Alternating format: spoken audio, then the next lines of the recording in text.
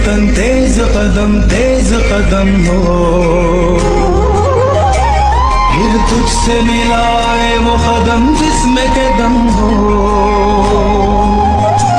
मेरे वतन तेज कदम हो, फिर तुझसे मिलाए वो कदम जिसमें के दम हो। मेरे वतन तेज कदम हो, फिर तुझसे मिलाए वो कदम जिसमें के दम हो। मेरे वतन है पाक चमन है पाक।